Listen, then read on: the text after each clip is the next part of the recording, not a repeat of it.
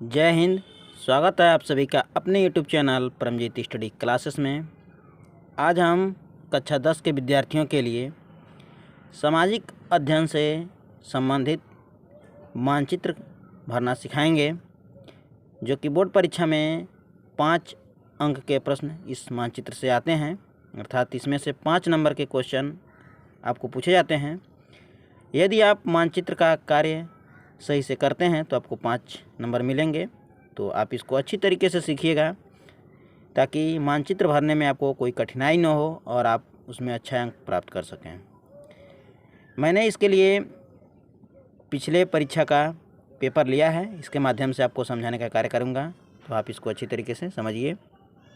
इसमें हम बता रहे हैं कि कहाँ पे ये प्रश्न दिया रहेगा। जैसे कि यहाँ पे बहुविकल्पी प्रश्न है, बहुविकल्पी प्रश्न के बाद ये प्रश्न उत्तर हैं। प्रश्न उत्तर के पश्चात यहाँ पे अति लघु उत्तरी, दीर्घ उत्तरी ऐसे दिया है। उसके बाद यहाँ पे दिया है मानचित्र।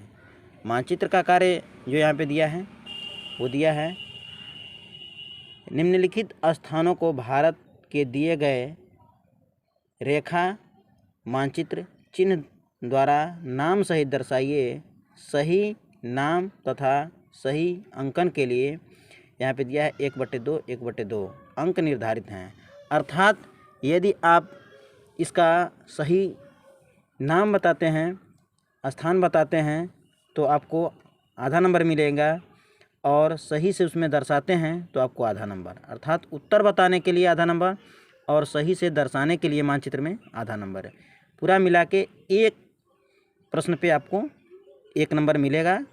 तो इसको कैसे हम करेंगे उसको जानते हैं। तो ये आपका हो गया मानचित्र का कार्य।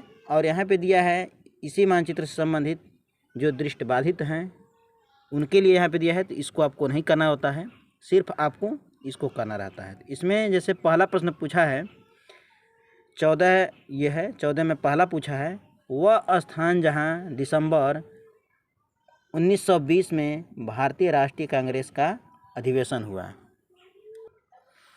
तो इसके लिए सबसे पहले हमको ये जानना होगा कि ये स्थान कहाँ है जहाँ की 1920 में भारतीय राष्ट्रीय कांग्रेस का अधिवेशन हुआ। तो इसको हम बताते हैं आपको।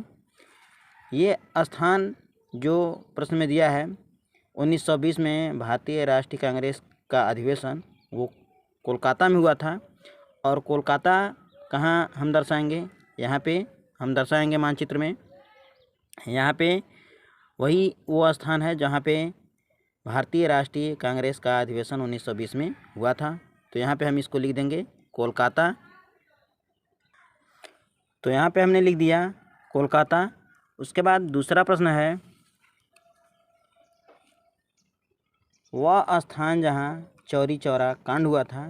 तो वह स्थान जहाँ चौरी चौरा कांड हुआ था, तो ये चौरी चौरा में हुआ था। तो चौरी चौरा यहाँ पर हो जाएगा आपका चौरी चौरा, ये उत्तर प्रदेश में है। तो इसको यहाँ पे लिख देंगे चौरी चौरा। यहाँ पर हमने इसको दर्शा दिया। उसके बाद दिया है तीसरा प्रश्न दिया है, वह स्थान जहाँ महात्मा गांधी ने नमक कानून तोड़ा था। तो महात्मा गांधी ने नमक कानून कहाँ तोड़ा था, तो उन्होंने जो ये कानून तोड़ा था वो दांडी में तोड़ा था। तो दांडी को हम यहाँ पे दर्शाएंगे, यहाँ पे हम लिख देंगे दांडी।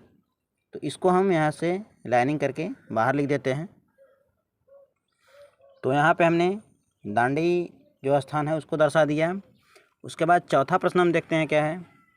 चौथा प्रश्न इसमें है, वह स्थान जहाँ 1927 में भारतीय राष्ट्रीय कांग्रेस का अधिवेशन हुआ। तो 1927 में ये अधिवेशन कहाँ हुआ था, तो ये हुआ था मद्रास में। मद्रास को हम अब किस नाम से जानते हैं, चेन्नई के नाम से जानते हैं। और अब यहाँ पे हम क्या करेंगे, चेन्नई लिख देंगे। तो अब मद्रास का नाम जो है वो चेन्नई हो गया है। तो इसको यहाँ पे हमने दर्शा दिया। उसके बाद अगला प्रश्न है, वह स्थान जहाँ 1929 में भारतीय राष्ट्रीय कांग्रेस का अधिवेशन हुआ, तो ये कहाँ हुआ? तो इसका स्थान जो है वो है लाहौर में। तो इसको यहाँ पे हम दर्शाएंगे मानचित्र में। लाहौर का जो स्थान होगा वो आपका होगा यहाँ पे लाहौर। तो यहाँ पे हम लिख देंगे लाहौर। तो इस तरह से ये 5 प्रश्न जो थे मानचित्र के, ये पूरे होते हैं आपके। और हमने जो भी मानचित्र में दर्शाया है तो उसको आपको दर्शाना भी होगा और उत्तर पुस्तिका में लिखना भी होगा। तो उसको कैसे लिखेंगे उसको जान लेते हैं। जैसे आप क्या करेंगे, उत्तर पुस्तिका में अपना ये प्रश्न लिखेंगे, वह स्थान जहां दिसंबर 1920 में भारतीय राष्ट्रीय कांग्रेस का अधिवेशन हुआ। और उसके बाद उत्तर लिख देंगे, जो इसका स्थान है उसका लिख देंगे। जैसे कि हमने इसको बताया है यह स्थान कहाँ है, तो यह स्थान हमने बताया है पहले का कोलकाता में। तो आप उसको उत्तर के रूप में यहाँ पे लिख देंगे कोलकाता। तो इस तरह से आपको पूरा नंबर प्राप्त होगा। और मानचित्र के लिए आपको बस इतना ही करना होता है और ये छोड़ देना रहता है, क्योंकि ये दृष्टिबाधितों के लिए रहता है।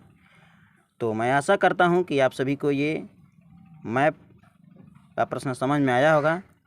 इसी तरह के अन्य भी वीडियो देखने के लिए चैनल को सब्सक्राइब कीजिए, जिस पे मैं अभी और प्रीवियस ईयर का पेपर लेके बनाऊंगा और संपूर्ण मानचित्र के प्रश्न को उसमें बताने का कार्य करूंगा।